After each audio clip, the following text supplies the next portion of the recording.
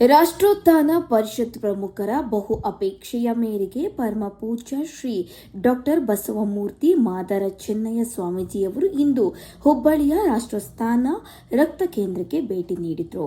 ರಾಷ್ಟ್ರೋತ್ಥಾನ ರಕ್ತ ಭಂಡಾರದ ಮುಖ್ಯಸ್ಥರಾದ ಶ್ರೀ ದತ್ತಮೂರ್ತಿ ಕುಲಕರ್ಣಿ ಅವರು ರಕ್ತ ಭಂಡಾರದ ಕಾರ್ಯವಿಧಾನ, ರಕ್ತದಾನ ಮತ್ತು ರಕ್ತ ಸಂಸ್ಕರಣೆ ಮತ್ತು ಮರು ವಿತರಣೆ ಇತ್ಯಾದಿಗಳ ಕುರಿತು ಪೂಜ್ಯ ಶ್ರೀಗಳಿಗೆ ವಿವರಿಸಿ ರಕ್ತ ಭಂಡಾರದ ವಿವಿಧ ವಿಭಾಗಗಳು ಮತ್ತು ಅಲ್ಲಿ ಬಳಸಲ್ಪಡುವ ವಿವಿಧ ಅತ್ಯಾಧುನಿಕ ಯಂತ್ರಗಳನ್ನು ಪರಿಚಯಿಸಿದರು. ನಂತರ ಸಾಮರಸ್ಯ ವೇದಿಕೆಯ ಪ್ರಾಂತ ಪ್ರಮುಖರಾದ ಶ್ರೀ ಶ್ರೀಧರ ಜೋಶಿ, ರಾಷ್ಟ್ರೀಯ ಸ್ವಯಂ ಸೇವಕ ಸಂಘದ ನಗರ ಕಾರ್ಯವಾಹರಾದ ಶ್ರೀ ಸುಬ್ರಹ್ಮಣ್ಯ ಭಟ್ ಅವರು ಸೇರಿ ಶ್ರೀಗಳನ್ನು ಸನ್ಮಾನಿಸಿ ಗೌರವಿಸಿದರು. ರಾಷ್ಟ್ರಸ್ಥಾನ ಪರಿಷತ್ ವತಿಯಿಂದ ನಡೆಸಲಾಗುತ್ತಿರುವ ವಿವಿಧ ಸೇವಾ ಕಾರ್ಯಗಳನ್ನು, ವಿಶೇಷವಾಗಿ ರಕ್ತ ಭಂಡಾರದ ಸೇವೆಯನ್ನು ಪೂಜ್ಯ ಶ್ರೀಗಳು ಮುಕ್ತ ಕಂಠದಿಂದ ಶ್ಲಾಘಿಸಿದರು.